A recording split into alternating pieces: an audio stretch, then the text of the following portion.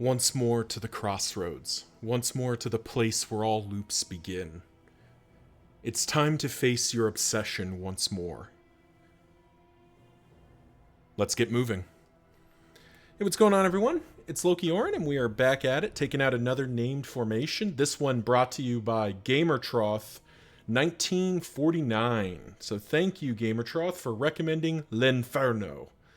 I hope I'm saying that right. I took French in high school, which was a long time ago. But let's go ahead and get it going. So, Plague Doctor, Duelist, Crusader. Where are you, Crusader? And then Runaway, L'Inferno. Definitely an interesting looking formation. We've got our returning cast of Lucretia here. Sanguine, Cosmic Hater, Amateur Armature. I wish I could lock all three of these traits. This is gross. This is great. She's an alchemist, and she's probably going to stay an alchemist, because as much dancing as this formation wants to do, I don't know that the Plague Doctor is doing a lot of it. Because we do have the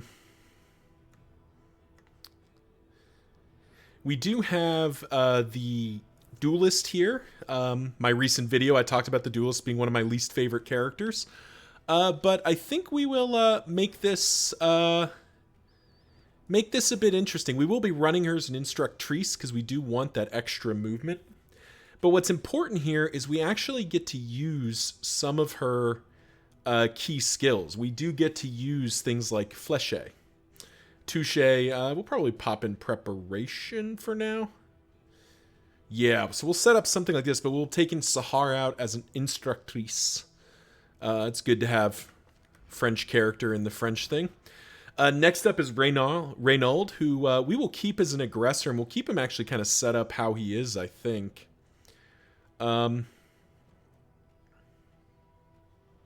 Tenacity might actually be a useful item here. We do probably want Bulwark of Faith, so maybe we cut Zealous Accusation, do something like this, call that good. And finally, the Runaway, who is going to be in the front rank. So Orphan would be deal less burn, deal more damage. That's not particularly appealing to me. Run and Hide, our Survivor, also just weakening her burn skills in the name of being even more survivable, is not super appealing to me. I mean, that is a lot of regen, but I don't think it's matters. So I think we're going to stick with her as an Arsonist. Dragonfly is definitely getting used. Smokescreen and Cauterize, Ransack for sure. Firefly is an interesting question here. I don't know if we're going to get to use Firefly a lot, but I want to be set up for it. Because L'Inferno is definitely a dancing formation. Yeah, you've got three characters who move quite well and one who does not. I do kind of wonder if we may look to swap Paracelsus or Lucretia over to Surgeon, but I think Alchemist is probably the right call. So let's get dived in here. And let's talk about this formation in a macro sense. Thank you again to Gamertroth 1949 for recommending this. So where to start with this formation? So I think kind of maybe riffing off of my tier list video as it relates to named teams. Oh, that's a really nice drop. This formation, I think, really characterizes where the Duelist can be great. This is a formation where the Duelist demands that people be good with dancing, and the formation is good with dancing. 3 of your 4 characters are quite mobile. The character who is not particularly mobile can still survive in most ranks.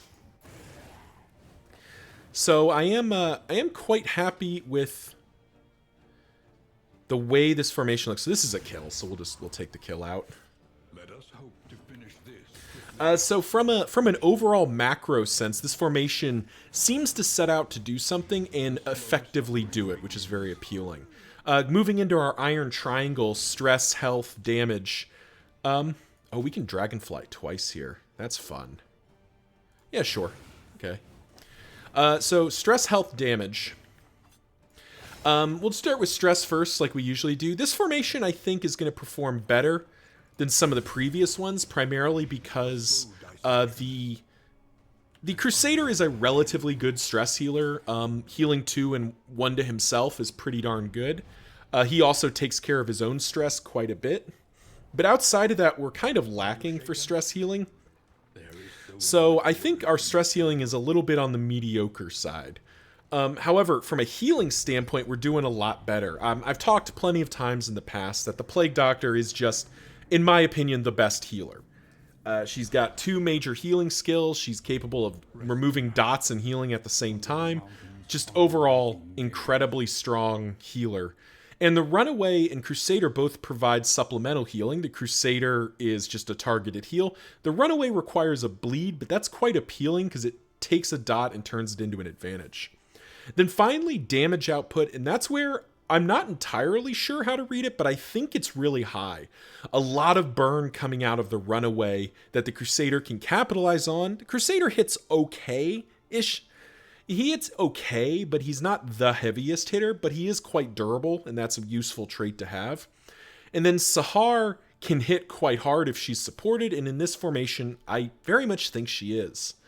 So that's our formation, L'Inferno. So the Dark Lantern to go to the Fodder immediately. Carved Toy is not super appealing. Spelunking the Lair. It's a little suspect, but that is a good trinket. Combat start, defensive stance isn't really what we want. But that means we can feint and immediately invert the stance, which is kind of good. Yeah, I think we go to the Fodder. I think we step up and do the Fodder here. We'll pop in our free items here. Adrenalizing Ash. Probably just put that on Lucretia. Got some good combat items too, so yeah, this is quite appealing. Body Tails does nothing right now, so let's just do that. We'll prep Reynold, and then I do think this is a hatchling crocodilian formation. Lots of other viable ones, but I do think we'll be moving enough to make this appealing. So we're gonna give the crocodile another chance here. Wow, some really good weak food, but good other stuff. Let's see, Shroud Book for sale, Tea Service for sale, Academics Map. Shroud Book's kind of appealing. We don't have anything that raises debuff resistance, though a Clotting Poultice is not bad. So maybe we buy the Shroud Book just to have it. Yeah, if we end up going to the Shroud, that's quite strong. So yeah, I think we buy the Shroud Book just to have it. And we'll buy the Minor Cleansing Centrifuge. Not my favorite trinket by any stretch of the imagination, but it does have its use here. We do need all of this food, I think. Pyrotechnic Dazzler is quite good, I think. So maybe we buy both Adrenaline Tonics, both Dazzlers. And call that good for the moment.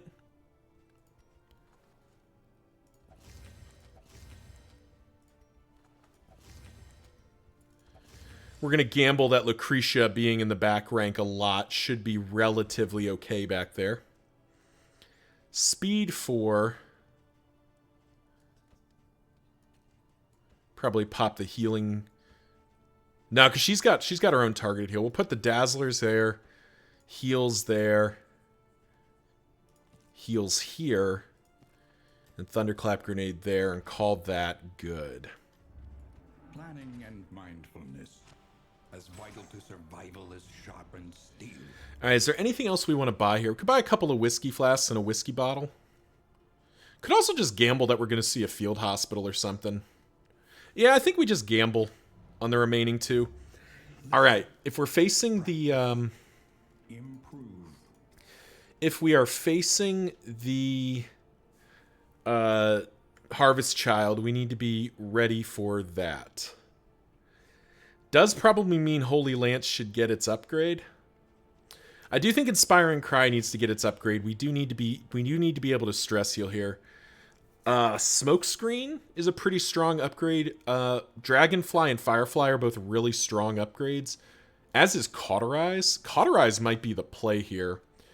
Or no, it's Battlefield Medicine. Cauterize is pretty good on its own. Battlefield Medicine removing debuffs on 2 people is likely to be plot relevant here. Indiscriminate Science is a consideration to get rid of all negative tokens, but I don't think it's as consistent as just being able to survive, so I think that's what we do.